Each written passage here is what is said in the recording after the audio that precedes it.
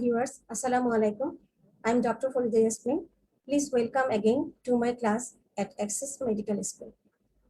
Access Medical School কে আমি ধন্যবাদ জানাবো তাদের এই ক্লাসটি অর্গানাইজ করার জন্য, আর ধন্যবাদ জানাবো যারা আমার এই ক্লাসে অ্যাটেন্ড করেছে।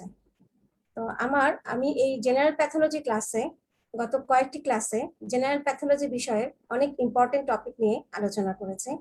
তার মধ্যে আমি সেলুলার অ্যাডাপ্টেশন নিয়ে আলোচনা করেছি, সেল ইনজুরি যেটা কিনা জেনারেল প্যাথোলজির একটা ফান্ডামেন্টাল এবং বেসিক প্রিলিমিনারি টপিক, যেটা কিনা general basis of pathogenesis of all diseases.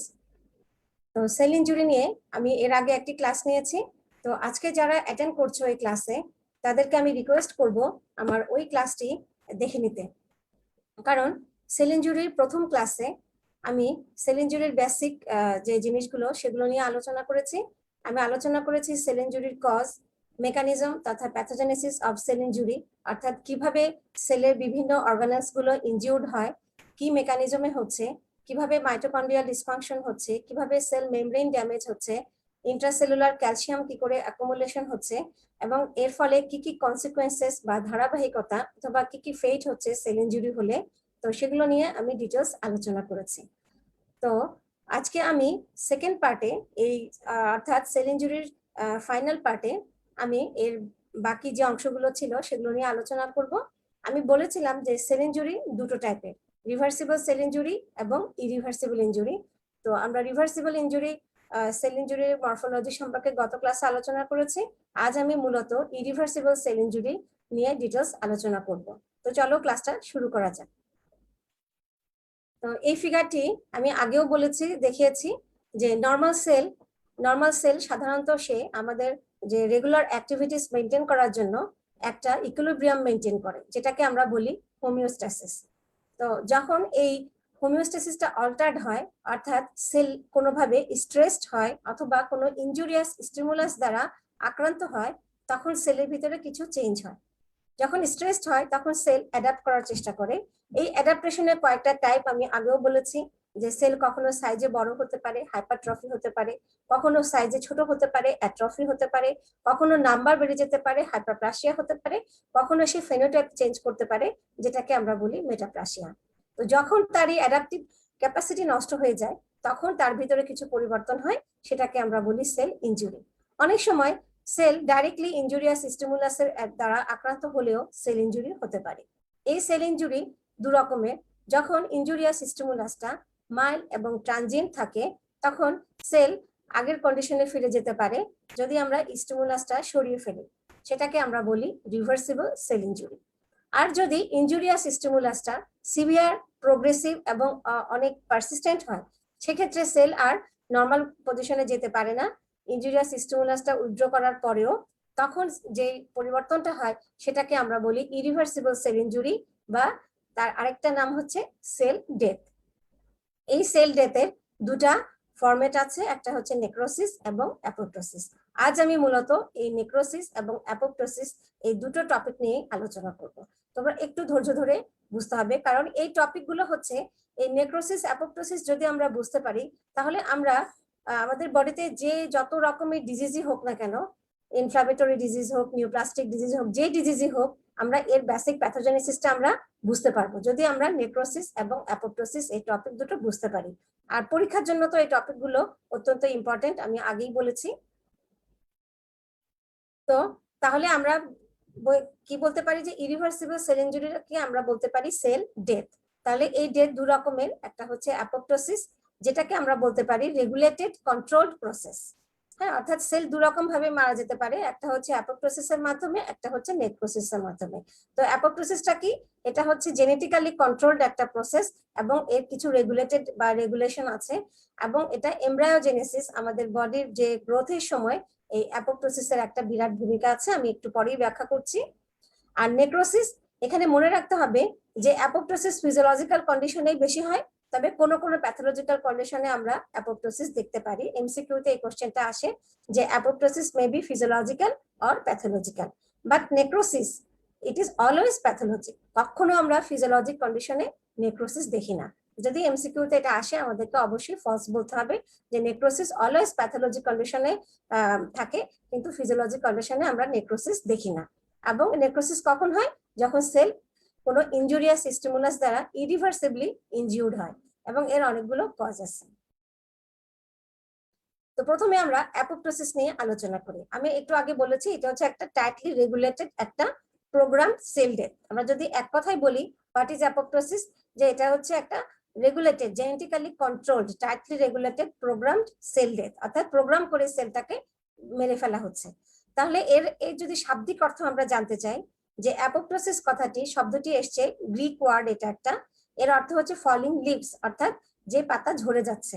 যেমন অটাম সিজনে আমরা দেখি গাছের পাতা ঝরে যেতে। তো গাছের পাতা কোনগুলো ঝরে? যেগুলো শুকিয়ে যায় বা যাদের কোনো প্রয়োজন থাকে না। তো আমাদের বডিতেও যখন যে সেলগুলোর কোনো প্রয়োজন ফুরিয়ে যায়, তাকে আর আমাদের প্রয়োজন নাই, তখন এই সেলগুলো কোথায় যায়? এই সেলগুলো অ্যাপোপ্টোসিসের মাধ্যমে ঝরে পড়ে। তো সেজন্য এই ফলিং লিভসের সাথে অ্যাপোপ্টোসিসের একটা মিল আছে। তো এখানে একটা ইন্টারেস্টিং তথ্য হচ্ছে যে এভরি সেকেন্ডে আমাদের বডিতে প্রায় 1 লক্ষ সেল তৈরি হয়। কিভাবে তৈরি হয় আমরা জানি, সেল ডিভিশন হয় কিভাবে? মাইটোসিসের মাধ্যমে। এটা তোমরা এমব্রায়োলজিতে ফিজিওলজিতে পড়ে এসেছো। তো মাইটোসিসের মাধ্যমে এই যে সেল ডিভিশন হয়ে প্রতি সেকেন্ডে 1 লাখ সেল তৈরি হচ্ছে, আবার প্রতি সেকেন্ডে 1 লাখ সেল ডাই হচ্ছে, মানে অপ্রয়োজনীয় সেলগুলো ঝরে যাচ্ছে। কিভাবে? অ্যাপোপ্টোসিসের মাধ্যমে। এই অ্যাপোপ্টোসিসের কিছু ইতিহাস আছে।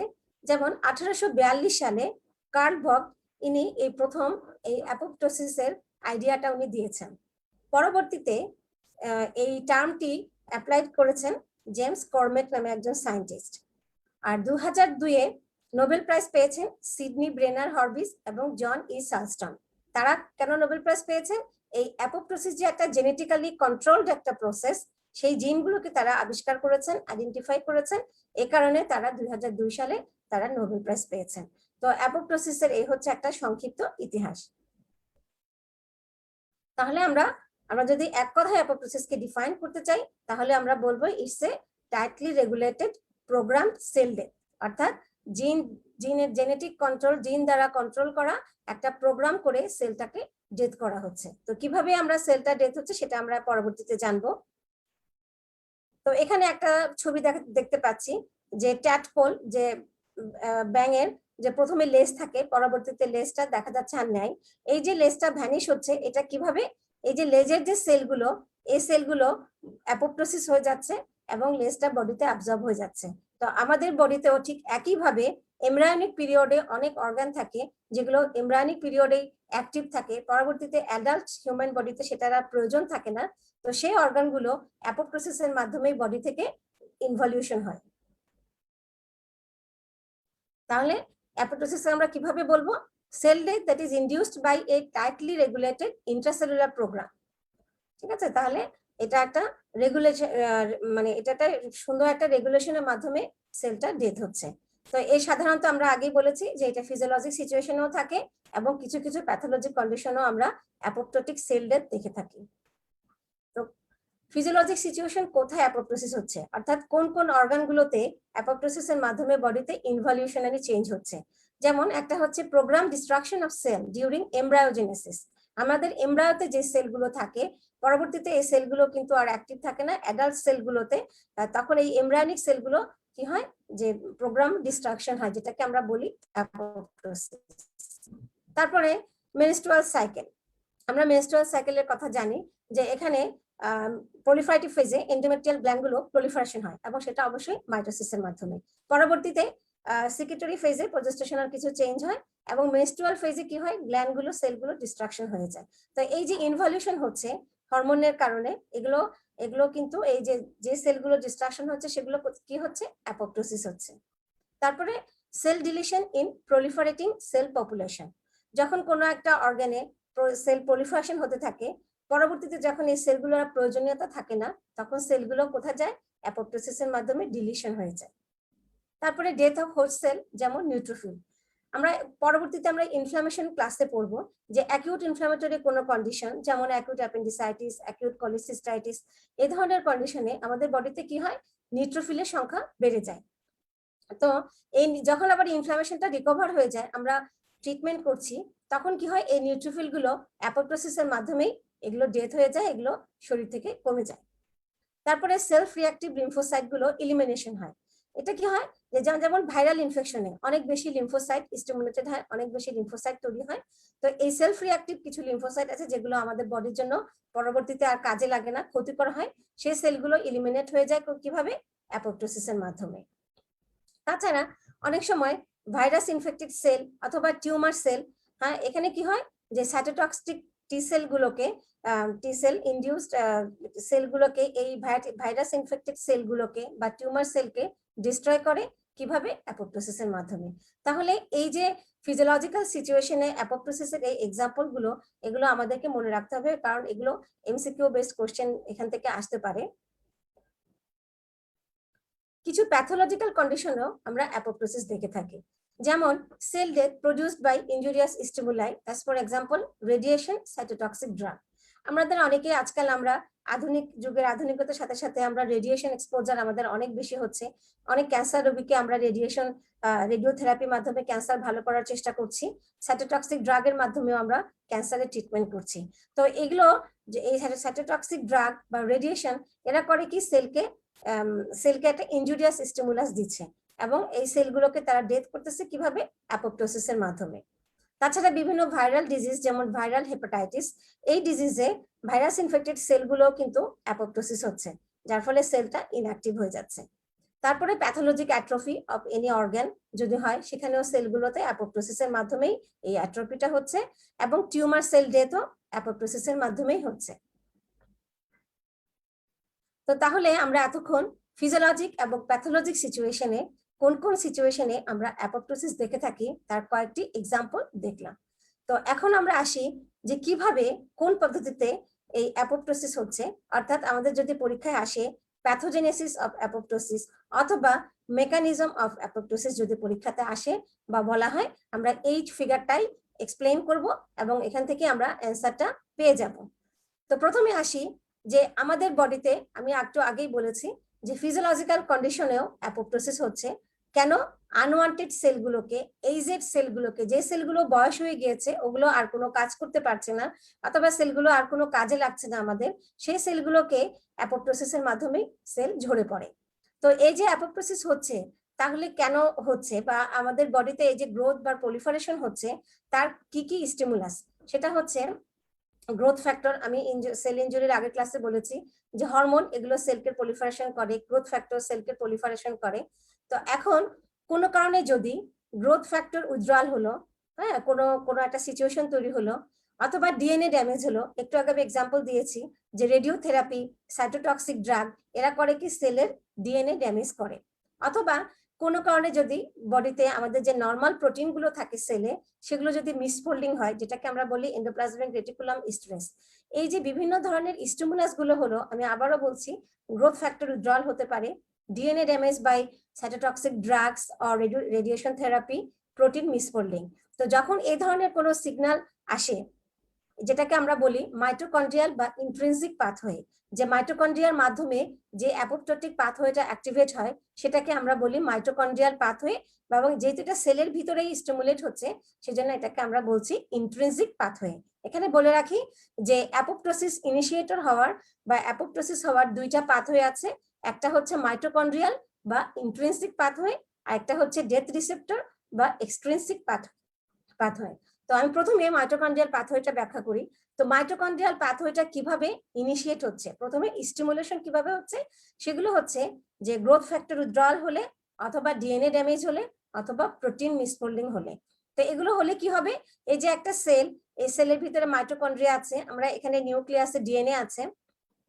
তো প্রথমে কি হবে, এই যে স্টিমুলাস গুলো, এগুলো এই সেলটা সেন্স করবে, সেলটা ধরে, মানে সেলটা ধরতে পারবে যে এখানে কোনো একটা ঝামেলা হচ্ছে। ঝামেলাটা কি, ডিএনএ ড্যামেজ অথবা প্রোটিন মিসফোল্ডিং বা গ্রোথ ফ্যাক্টর উইথড্রয়াল হলে এখানে কতগুলো সেন্সর থাকে, এরা করে কি, এই পরিবর্তনটাকে সেন্স করবে। এই সেন্সর গুলাকে আমরা বলতে পারি BCL2 ফ্যামিলি। এগুলো সাধারণত বি সেল লিম্ফোমা তে এই সাইটোকাইন গুলো পাওয়া যায়, সেজন্য নাম হচ্ছে BCL2।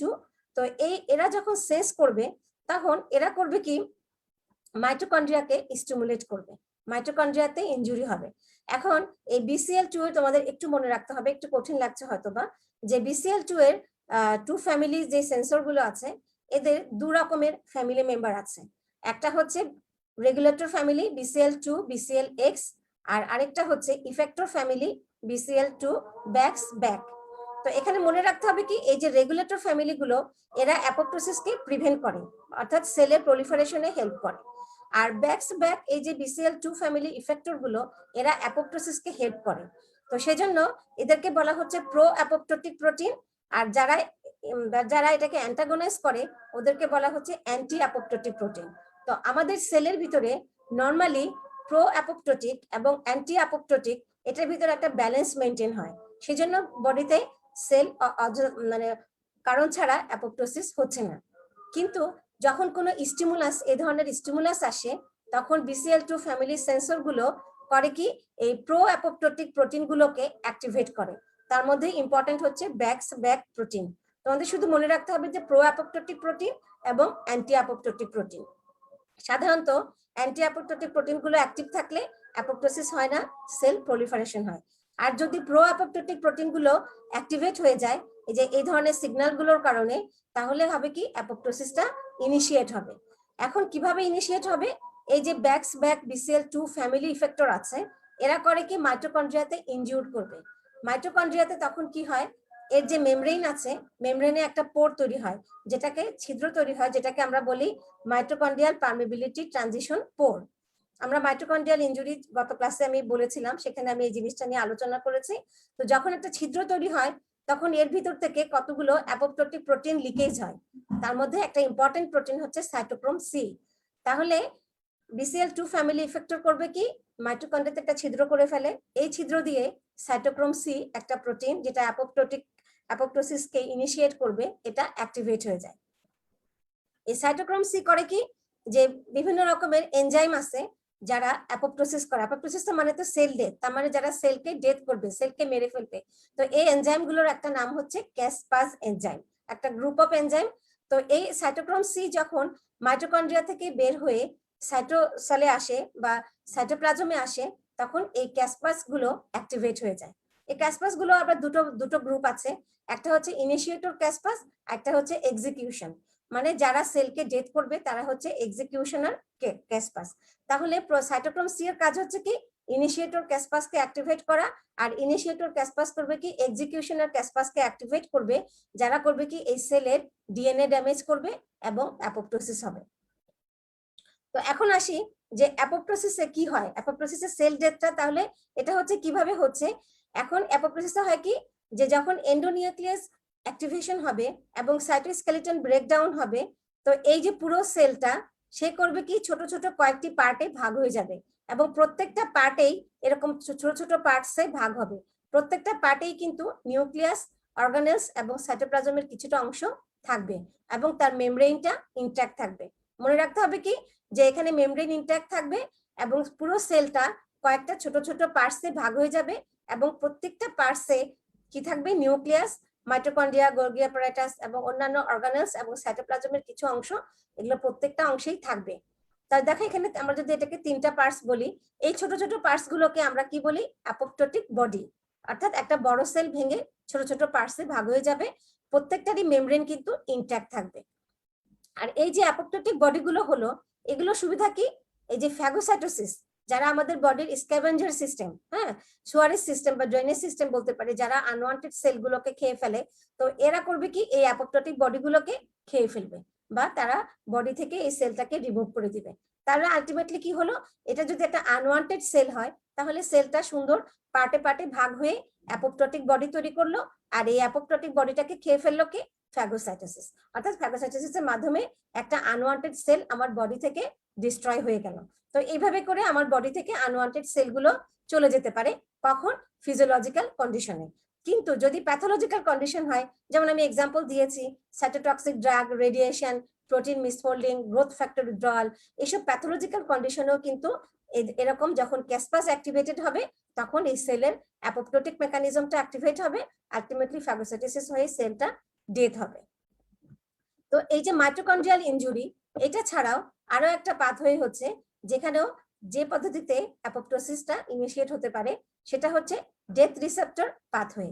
তো এটা সাধারণত আমরা একটু আনকমন সিচুয়েশনে দেখে থাকি, হ্যাঁ, যেমন ভাইরাস ইনফেক্টেড সেল, হ্যাঁ, এই ধরনের সেলে আমরা দেখতে পারি যে সেলের ভিতরে কতগুলো রিসেপ্টর থাকে, ডেথ রিসেপ্টর বলা হয় এগুলোকে, যেমন ফাস একটা ডেথ রিসেপ্টর, টিএনএফ এগুলো একটা ডেথ রিসেপ্টর। কোনো কোনো সেলে এই রিসেপ্টর গুলো এক্সপ্রেস হয়।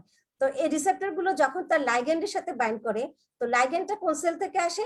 সাধারণত সাইটোটক্সিক একটা ভাইরাস ইনফেক্টেড সেলকে কিল করার জন্য কি হয়, সাইটোটক্সিক টি সেল গুলোকে আমরা যখন ইমিউনোলজি পড়বো এগুলো একটু ক্লিয়ার করে বলবো, যে সাইটোটক্সিক টি সেল গুলো করে কি, যে যখন ভাইরাস ইনফেক্টেড সেল গুলোকে মেরে ফেলার চেষ্টা করে, তো তখন এই সাইটোটক্সিক টি সেল থেকে একটা লিগ্যান্ড এক্সপ্রেস হয়।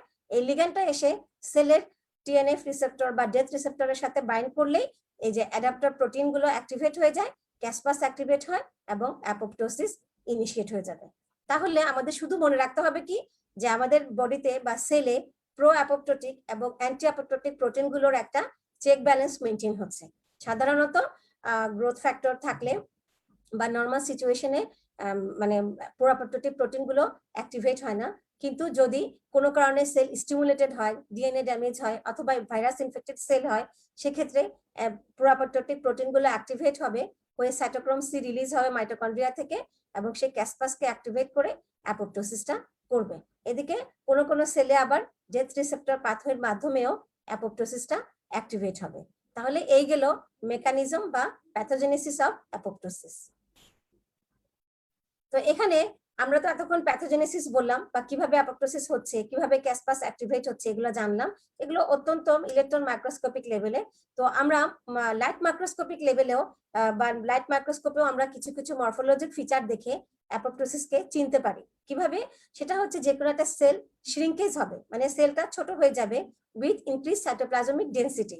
এই যে ছোট ছোট পার্টসে সেলগুলো ভাগ হয়ে যাচ্ছে, তাহলে কি হয়, সেলটা শ্রিঙ্ক করে সাইটোপ্লাজমের ডেনসিটি বাড়বে এবং তার যে ডিএনএ ক্রোমাটিন গুলো থাকে সেটা কনডেন্সড হয়ে যাবে, সাইটোপ্লাজমে ব্লেবস তৈরি হবে। আর অ্যাপোপ্টোটিক বডি আমি তো বলেইছি, এই যে একটা সেল থেকে যে অনেকগুলো পার্ট পার্ট তৈরি হচ্ছে এগুলোকে আমরা বলি অ্যাপোপ্টোটিক বডি, এবং শেষে phagocytosis of apoptotic cells by adjacent healthy cells বা ম্যাক্রোফেজ। তো এখানে আমি নেক্রোসিস ভার্সেস অ্যাপোপ্টোসিস, এটা পরীক্ষায় অত্যন্ত ইম্পর্টেন্ট একটা কোশ্চেন, বিশেষ করে রিটেনে আসে, যে দুইটাই তো সেল ডেথ হয়, তো নেক্রোসিসে কি ধরনের প্যাথোজেনেসিস হয় আর অ্যাপোপ্টোসিসে কি ধরনের প্যাথোজেনেসিস হয়।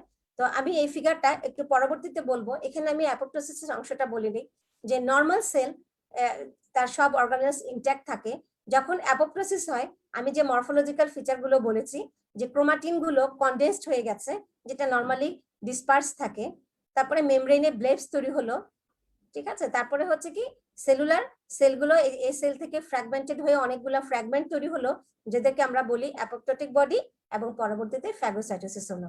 তাহলে এই জিনিসটা আমাদের মনে রাখতে হবে, যে মরফোলজিক্যাল ফিচার্স অফ অ্যাপোপ্টোসিস। কিন্তু আমরা যদি ডিফারেন্সটা দেখি, যে নেক্রোসিসে কি হয়, সেলুলার সোয়েলিং হয়, যেখানে অ্যাপোপ্টোসিসে কখনোই সেলুলার সোয়েলিং হয় না, সেল শ্রিঙ্কেজ হয়। আর নেক্রোসিসে কি হয়, সেল সোয়েলিং হয়। এখানে নিউক্লিয়াস এবং তার অর্গানেলস গুলো সোয়েলিং হবে। তারপরে আরো কি, যে অ্যাপোপ্টোসিসে সেল মেমব্রেন ইনট্যাক্ট থাকে, এখানে আমরা দেখতে পাচ্ছি নেক্রোসিসে মেমব্রেনটা ইনট্যাক্ট থাকে না, সেলের কন্টেন্ট গুলো বাইরে লিক আউট হচ্ছে, এবং এই কন্টেন্ট গুলো যখন লিক আউট হয় তখন আশেপাশে ইনফ্লামেটরি সেল যেমন নিউট্রোফিল অ্যাকুমুলেশন হয়।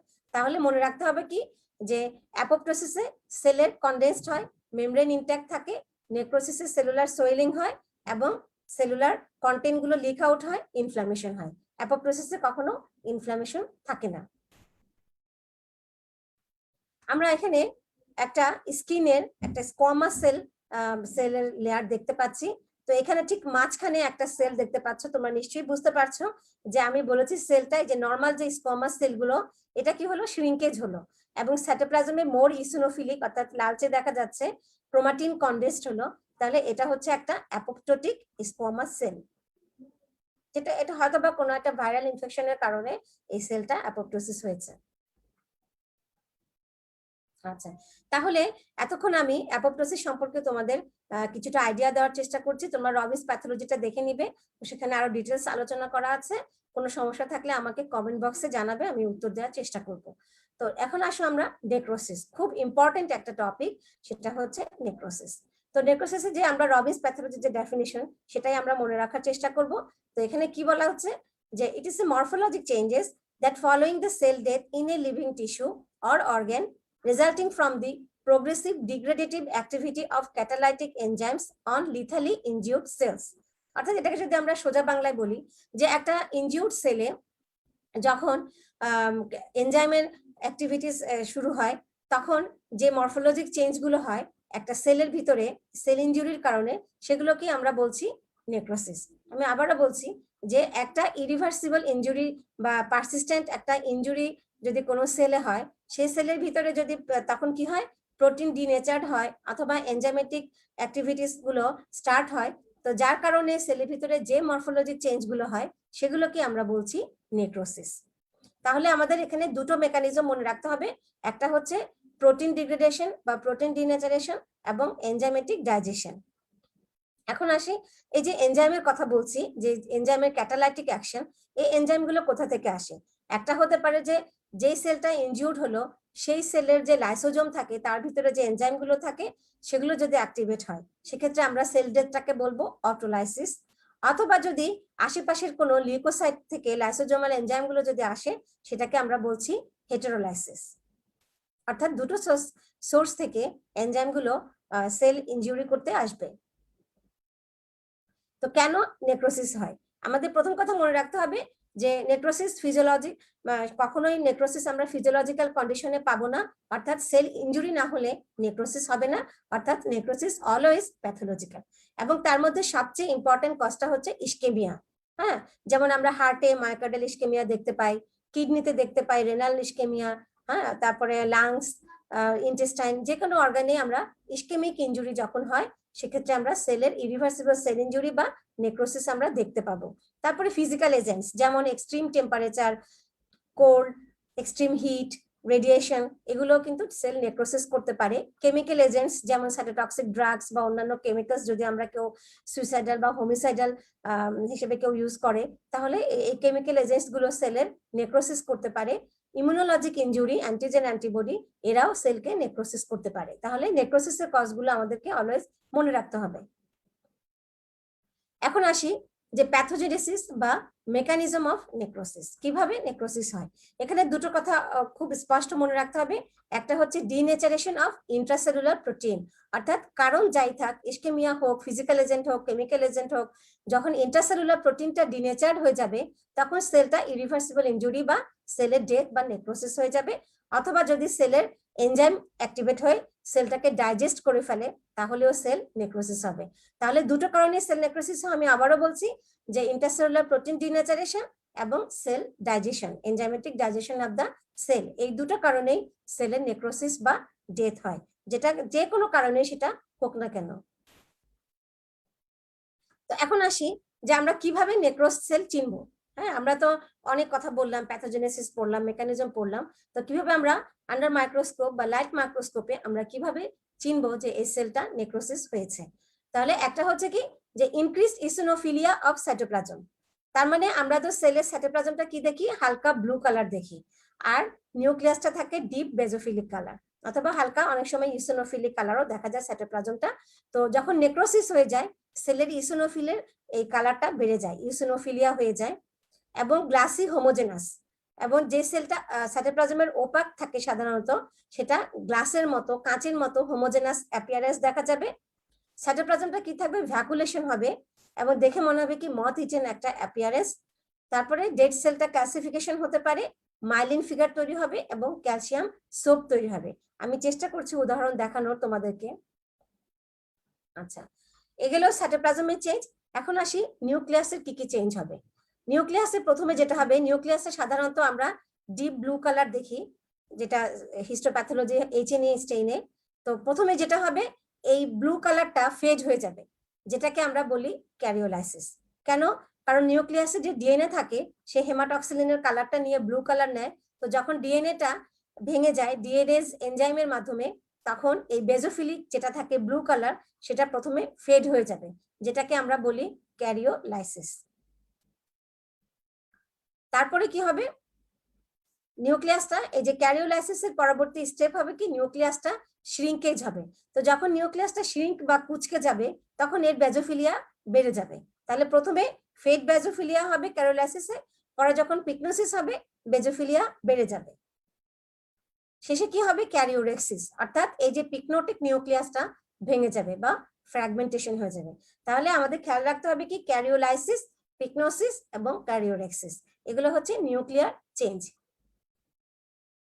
তো আমরা যদি এটাকে সামারাইজ করি তাহলে কি হবে, সাইটোপ্লাজমটা মোর ইসিনোফিলিক হবে, আর নিউক্লিয়াসে ক্যারিওলাইসিস, পিকনোসিস এবং ক্যারিওরেক্সিস হবে। আমরা এখানে দেখতে পাচ্ছি নিউক্লিয়াসটা পিকনোসিস হয়ে গেছে, কনডেন্সড হয়ে গেছে, তারপরে ক্যারিওলাইসিস হচ্ছে, ক্যারিওরেক্সিস হচ্ছে, আর হচ্ছে কি মেমব্রেনটা ইনজিউর্ড হচ্ছে। তো এখন আসি আমরা নেক্রোসিসের প্যাথোজেনেসিস বললাম এবং নেক্রোসিসের যে মরফোলজিক্যাল চেঞ্জ গুলো হয় সেগুলো আমরা বেসিক মরফোলজিক চেঞ্জটা বললাম। এখন আসি যে কতগুলো টাইপ, যেটা পরীক্ষায় অত্যন্ত ইম্পর্টেন্ট, টাইপ অফ নেক্রোসিস। তো এগুলো আমাদের খুব মনে রাখতে হবে, এই টাইপ অনুযায়ী আমরা নেক্রোসিসের ছবিগুলো আমরা আস্তে আস্তে ব্যাখ্যা করব। তো প্রথমে সবচেয়ে কমন যে নেক্রোসিস টাইপটা আমরা দেখতে পাই বডিতে সেটা হচ্ছে কোয়াগুলেটিভ নেক্রোসিস, আর হচ্ছে কি লিকুইফ্যাক্টিভ নেক্রোসিস, কেজিয়াস নেক্রোসিস, ফ্যাট নেক্রোসিস এবং গ্যাংগ্রিনাস নেক্রোসিস। আমরা একটা একটা করে ব্যাখ্যা করছি। কোয়াগুলেটিভ নেক্রোসিস, আচ্ছা কোয়াগুলেশন, আমাদের এখানে এই শব্দটার সাথে আমরা যেটা সহজেই বুঝতে পারি সেটা হচ্ছে প্রোটিন ডিনেচারেশন। আমরা বলেছিলাম যে দুটো বেসিক মেকানিজম আছে নেক্রোসিসের, একটা হচ্ছে সেলের প্রোটিন ডিনেচারেশন আর একটা হচ্ছে enzymatic digestion of injured sell. তাহলে প্রোটিন ডিনেচারেশন যে নেক্রোসিস হবে সেই নেক্রোসিসটাকে আমরা বলছি কোয়াগুলেটিভ নেক্রোসিস। তাহলে এটার বৈশিষ্ট্য কি, যে সেলের যে বেসিক আউটলাইন থাকে, সেলের যে মেমব্রেন আউটলাইন সেটা প্রিজার্ভ হবে এবং সেলটা দেখতে কেমন হবে, homogeneous glassy eosinophilic appearance due to loss of cytoplasmic RNA এবং গ্লাইকোজেন। আর নিউক্লিয়াসের যে আগের ফিচারগুলো আমি বলেছিলাম যে পিকনোসিস, ক্যারিওলাইসিস এবং ক্যারিওরেক্সিস হবে। আমরা এখন ছবিতে এগুলো দেখতে পাবো। এখানে আমি নেক্রোসিসের একটা সবচেয়ে ইম্পর্টেন্ট কারণ কি বলেছিলাম, আশা করি মনে আছে, ইসকেমিয়া। তাহলে আমাদের বডিতে যদি একটা কারণে সেল ডেথ হয় সেটা হচ্ছে ইসকেমিয়া। সেটা যে কোনো অর্গানে হতে পারে, হার্ট হতে পারে, লাং হতে পারে, কিডনি হতে পারে, ওভারি হতে পারে, যে কোনো অর্গানে। তো এখানে আমরা একটা কিডনি, তো এখানে আমরা একটা ডেড এরিয়া বা ইনফার্কশন, যেটা আমরা ইনফার্কশন আমরা হেমোডাইনামিক ক্লাসে বলবো ইনফার্কশন কি, যে এরিয়াতে নেক্রোসিস হয়, নেক্রোসিস হওয়া যে এরিয়াটা একটা অর্গানের সেটাকে আমরা বলি ইনফার্কশন। হ্যাঁ, যখন ইসকেমিয়া হয়, তো এই যে একটা ইনফার্ক্টেড এরিয়া আমরা একটা কিডনিতে দেখতে পাচ্ছি। তো এটাকে যদি আমরা মাইক্রোস্কোপের নিচে দেখি, আমরা যদি লেফট সাইডে দেখি যেখানে প্রক্সিমাল টিউবুল গুলো, আশা করি তোমাদের রেনাল টিউবুলের হিস্টোলজি মনে আছে, এখানে রেনাল টিউবুল, এখানে গ্লোমেরুলাস এবং চারপাশে আমরা রেনাল টিউবিউল গুলো দেখতে পাচ্ছি। তো এই টিউবিউল গুলোর ভিতরে নরমালি দেখা যাচ্ছে প্রত্যেকটাতে নিউক্লিয়াস আছে টিউবুলার সেলের মধ্যে, কিন্তু ডান পাশে একটু দেখো এই যে টিউবিউল গুলোর আউটলাইনটা দেখা যাচ্ছে। অর্থাৎ আমরা বলেছিলাম যে কোয়াগুলেটিভ নেক্রোসিসে সেলের বেসিক আউটলাইনটা প্রিজার্ভ থাকে, আমরা এখানে আউটলাইনটা প্রিজার্ভ আছে দেখতে পাচ্ছি, কিন্তু এখানে কোনো নিউক্লিয়াস নাই। অর্থাৎ নিউক্লিয়াসটা পিকনোসিস হয়েছে, ক্যারিওলাইসিস হয়েছে এবং সবশেষে ক্যারিওরেক্সিস অর্থাৎ ফ্র্যাগমেন্টেড হয়ে ডিসলভ হয়ে গেছে, সেজন্য আমরা এই এরিয়াটাতে কোনো নিউক্লিয়াস দেখতে পাচ্ছি না। সো আমরা খুব সহজেই লাইট মাইক্রোস্কোপে কোয়াগুলেটিভ নেক্রোসিস আমরা আইডেন্টিফাই করতে পারবো। তো এখানে একটা হার্ট মাসেলে আমরা কোয়াগুলেটিভ নেক্রোসিসের একটা ছবি দেখতে পাচ্ছি। এখানে দেখো নরমাল কার্ডিয়াক মাসেল এবং তার একটা নিউক্লিয়াস। তো যেখানে কোয়াগুলেটিভ নেক্রোসিস হয় বা ইসকেমিয়ার কারণে সেখানে কি হচ্ছে, নিউক্লিয়াসটা ফেড হয়ে যাচ্ছে, ক্যারিওলাইসিস হচ্ছে, ক্যারিওরেক্সিস হয়ে নিউক্লিয়াসটা অনেক সময় আর আমরা দেখতেও পাই না। আচ্ছা, এখানে হার্টে কোয়াগুলেটিভ নেক্রোসিসের একটা ছবি দেখতে পাচ্ছি, যে এখানে দেখো নিউক্লিয়াসটা ফ্র্যাগমেন্টেড হয়ে গেছে, নিউক্লিয়াসটা পিকনোসিস, ক্যারিওলাইসিস, ক্যারিওরেক্সিস হয়ে ফ্র্যাগমেন্টেড নিউক্লিয়াস গুলো আমরা দেখতে পাচ্ছি। এখানে স্প্লিনেও যে ইনফার্কশন বা ইসকেমিক নেক্রোসিস হয়ে যে কোয়াগুলেশন নেক্রোসিস হচ্ছে এরকম একটা এরিয়া আমরা দেখতে পাচ্ছি। আন্ডার মাইক্রোস্কোপ আমরা খুব স্পষ্টভাবে একটা কোয়াগুলেটিভ নেক্রোসিস আমরা আইডেন্টিফাই করতে পারছি। আচ্ছা, তাহলে আশা করি কোয়াগুলেটিভ নেক্রোসিস সম্পর্কে তোমাদের একটা আইডিয়া হয়েছে। তোমাদের মনে রাখতে হবে কি, যে প্রোটিন ডিনেচারেশনের মাধ্যমে কোয়াগুলেশন নেক্রোসিস হয়। এতে কি হয়, সেলের বেসিক আউটলাইনটা প্রিজার্ভ থাকে, শুধু নিউক্লিয়াসে যে পিকনোসিস, ক্যারিওলাইসিস, ক্যারিওলেক্সিস এই ফিচারগুলো আমরা দেখতে পাই। এখন আসি লিকুইফ্যাক্টিভ নেক্রোসিস।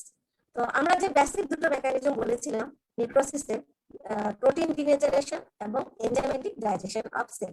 তাহলে যে সেলগুলোতে প্রোটিন ডিনেচার হবে না, তার বদলে তার যে লাইসোজোমাল এনজাইমগুলো অ্যাক্টিভেট হবে, সেই এনজাইমগুলো অ্যাক্টিভেট হয়ে সেলকে লাইসিস করবে এবং সেল ডেথ হবে, সেলগুলোকে আমরা বলছি লিকুইফ্যাক্টিভ necrosis, usually due to enzymatic dissolution of necrotic cells, most often seen in CNS and in abscess. তাহলে আমাদের যদি এক্সাম্পল মনে রাখি, কোয়াগুলেটিভ নেক্রোসিসের এক্সাম্পল যদি তোমাদেরকে বলতে বলা হয়, তাহলে তোমরা বলো যে মোটামুটি সব অর্গান, সব সলিড অর্গান যেমন কিডনি, লাংস, ওভারি, টেস্টিস, সব অর্গানিক ইসকেমিক নেক্রোসিস গুলো হচ্ছে কোয়াগুলেটিভ নেক্রোসিস। আর ব্রেইনে এখানে এক্সেপশন হচ্ছে ব্রেইনে যে নেক্রোসিসটা হয় সেটা সাধারণত লিকুইফ্যাক্টিভ নেক্রোসিস হয়, এবং অ্যাবসেস যেটাকে আমরা বাংলায় ফোড়া বলি, হ্যাঁ, সেই সমস্যাগুলোতে লিকুইফ্যাক্টিভ নেক্রোসিস আমরা দেখতে পাই। এখানে আমরা লিকুইফ্যাক্টিভ নেক্রোসিস অর্থাৎ এনজাইমেটিক ডাইজেশন হলে যে ধরনের দেখতে পাই আমরা, যে সেটা ছবিতে দেখতে পাচ্ছি। এখানে ব্রেইনের একটা ছবি দেখা যাচ্ছে যে এই এরিয়াটাতে লিকুইফ্যাক্টিভ নেক্রোসিস হয়ে গেছে, অর্থাৎ এখানে একটা অ্যাবসেসের মতো ফর্ম হয়েছে। তো এখানে আমরা দেখতে পাই যে ডিজেনারেটেড সেলগুলো ডিস্ট্রয় হয়ে এখানে একটা পাস ফর্মেশন হয়েছে। ডেড এবং ডাইং সেলগুলো এবং তার সাথে ইনফ্লামেটরি সেল মিলে এখানে একটা লিকুইড ভিসকাস মাস তৈরি করেছে, যেটাকে আমরা পাস বলে থাকি। অর্থাৎ যেখানেই পাস তৈরি হচ্ছে সেটা আমরা বুঝতে পারবো কিভাবে, যেখানে লিকুইফ্যাক্টিভ নেক্রোসিস হয়েছে। এখানে আমরা স্পষ্ট করে বুঝতে পারছি নরমাল ব্রেইন, এখানে গ্লায়াল সেলগুলো আমরা দেখতে পাচ্ছি, আর এখানে কোনো সেল আউটলাইন নাই, এখানে একটা পাস, যেটাকে আমরা পুস বা পাস বলে থাকি। তো এই জিনিসটা আমরা দেখতে পাচ্ছি। তাহলে পাসটা কি, যে ডেড এন্ড ডাইং যে সেলগুলো, এনজাইমেটিক ডাইজেশন হয়ে যে সেলগুলো থাকে সেগুলোকে আমরা বলি পাস বা লিকুইফ্যাক্টিভ নেক্রোসিস বলতে পারি আমরা। এখন আরেকটা ইম্পর্টেন্ট নেক্রোটিক টাইপ হচ্ছে কেজিয়াস নেক্রোসিস। তো কেজিয়াস কথাটার অর্থ তোমাদেরকে মাঝে মাঝে পরীক্ষায় জিজ্ঞাসা করা হয় যে কেজিয়াস কথাটার অর্থ কি। এটা হচ্ছে রিজেম্বল চিজ বা চিজ লাইক, পনিরের মতো দেখতে। পনির যেরকম সাদা গ্র্যানুলার ভাঙলে, পনির ভাঙলে কিরকম হবে, যে একটু হোয়াইটিশ গ্র্যানুলার অ্যাপিয়ারেন্স হয়। তো এই ক্যাজিয়াস নেক্রোসিসের যে অর্গানটা ক্যাজিয়াস নেক্রোসিস হয়, সেটা খালি চোখে এরকম সাদা গ্র্যানুলার দেখা যায়, গ্রে হোয়াইট গ্র্যানুলার দেখা যায়।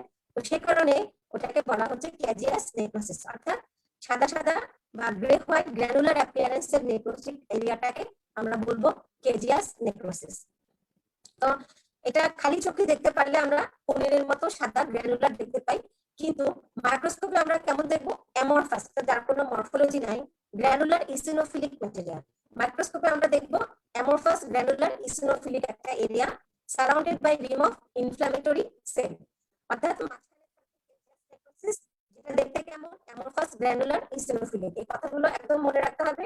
অ্যামরফাস, যার কোনো মরফোলজি নাই, গ্র্যানুলার এবং ইসিনোফিলিক, অর্থাৎ লালচে দেখা যাবে, এবং তার চারদিকে সেলের একটা বর্ডার থাকবে, এবং এখানে কোনো সেলের আউটলাইন ভিজিবল হবে না, টিস্যু আর্কিটেকচারও অবলিটারেটেড হয়ে যাবে। তো সাধারণত ক্যাজিয়াস নেক্রোসিস আমরা কোথায় দেখতে পাই, যে মাইক্রোব্যাকটেরিয়াম টিউবারকুলোসিস এবং ফাঙ্গাল ইনফেকশনে আমরা ক্যাজিয়াস নেক্রোসিস দেখতে পাই। তো ক্যাজিয়াস নেক্রোসিস সম্পর্কে আমাদের আরো কিছু জিনিস জানতে হবে, যে এটা হচ্ছে একটা special type of coagulative necrosis. সাধারণত টিউবারকুলাস ইনফেকশনে এই ক্যাজিয়াস নেক্রোসিস আমরা দেখতে পাই।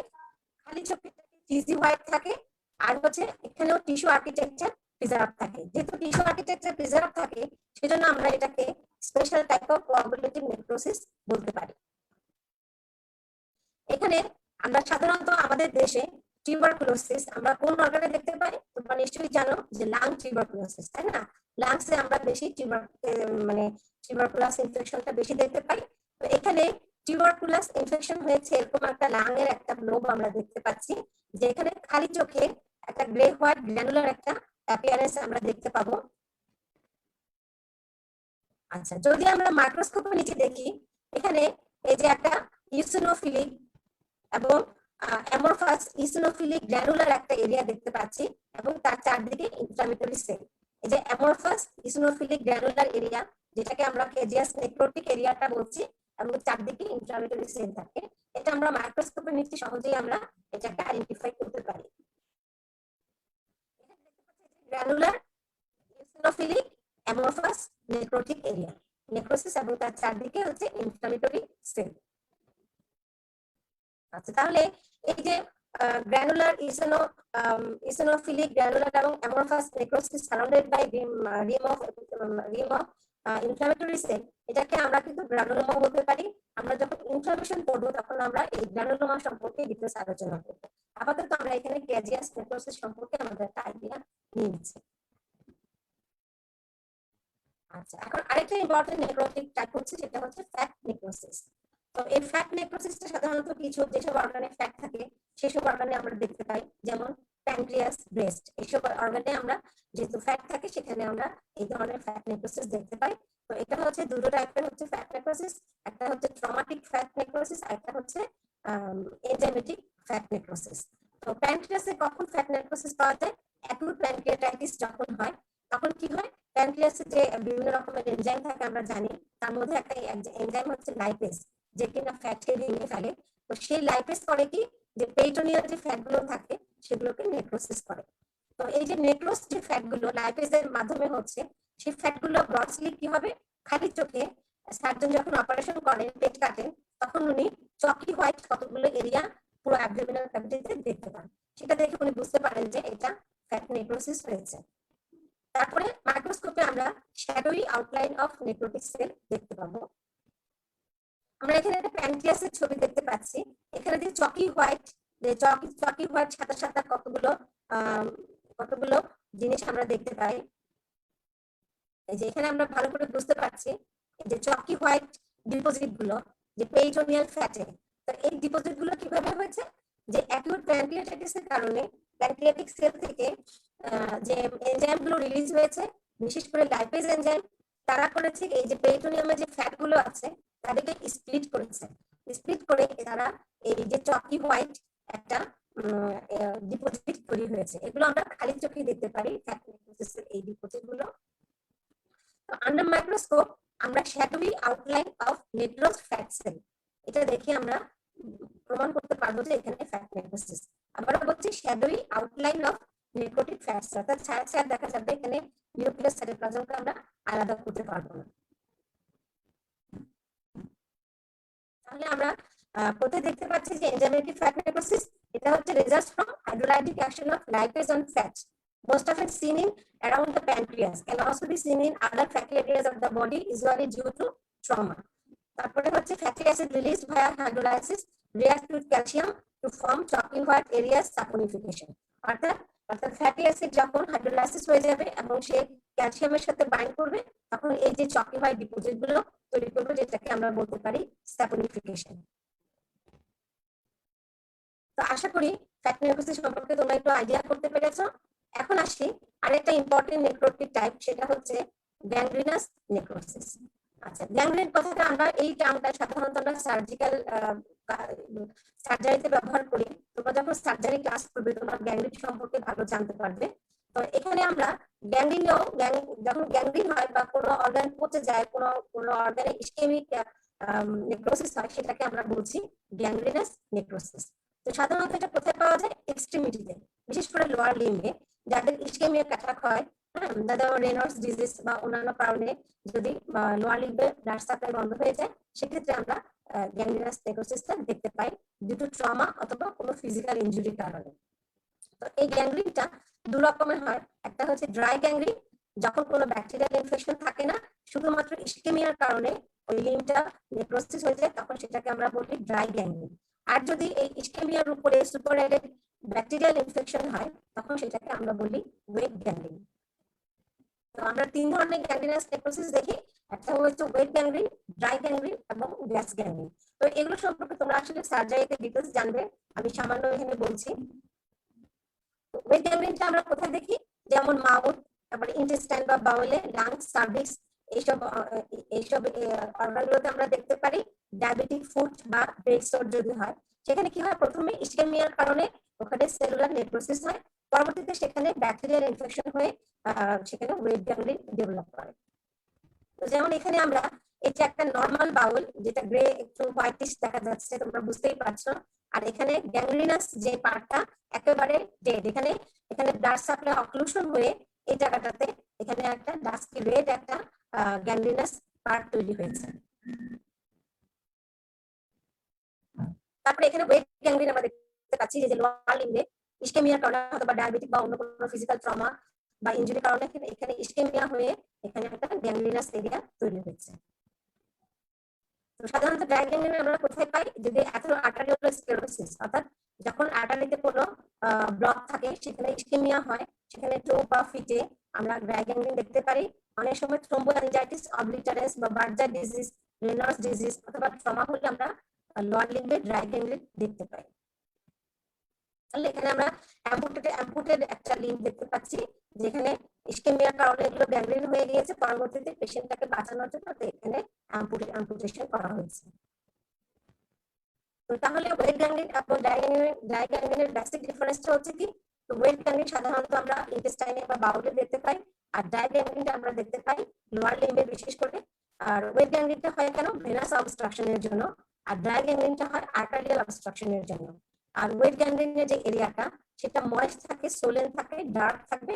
আর ড্রাই গ্যাংগ্রিন যে এরিয়াটা ড্রাই থাকবে, সাংকেতিক থাকবে এবং ব্ল্যাকিশ থাকবে।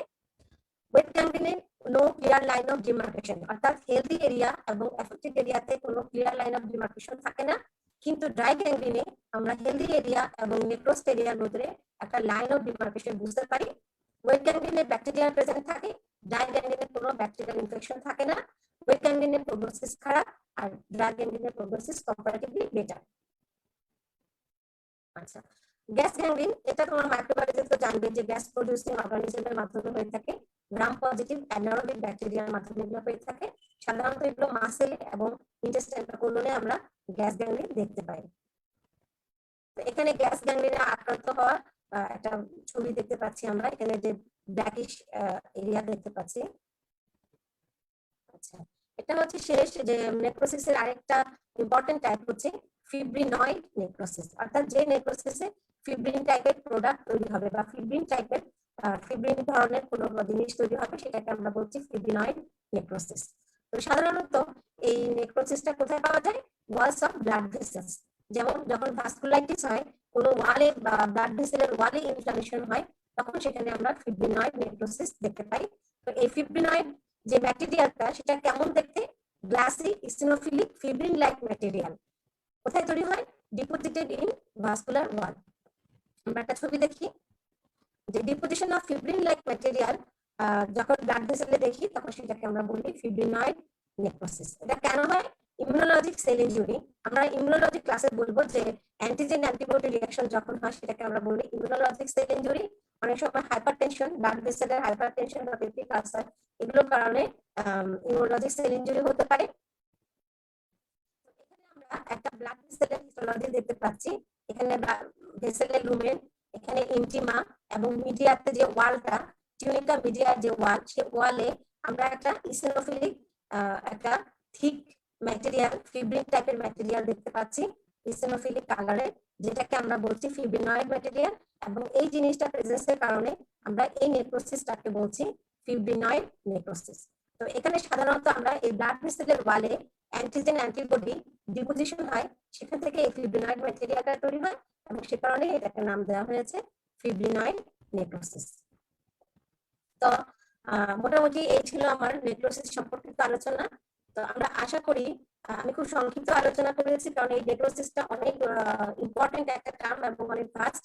তো তোমাদের যদি কোনো প্রশ্ন থাকে আমাকে অবশ্যই জানাবে, আমি পরবর্তী ক্লাসে এই কোশ্চেন গুলোর অ্যান্সার দেওয়ার চেষ্টা করব। আর তো আগামী ক্লাসে ইনশাল্লাহ আমরা ইনফ্লামেশন এই টপিকটা নিয়ে আলোচনা শুরু করব। ইনফ্লামেশন আমাদের কয়েকটা ক্লাস প্রয়োজন হবে, অ্যাকুট ইনফ্লামেশন, ক্রনিক ইনফ্লামেশন আছে। তো আগামী ক্লাসের আমন্ত্রণ জানিয়ে আজকে আমি এখানে শেষ করছি। আল্লাহ হাফেজ।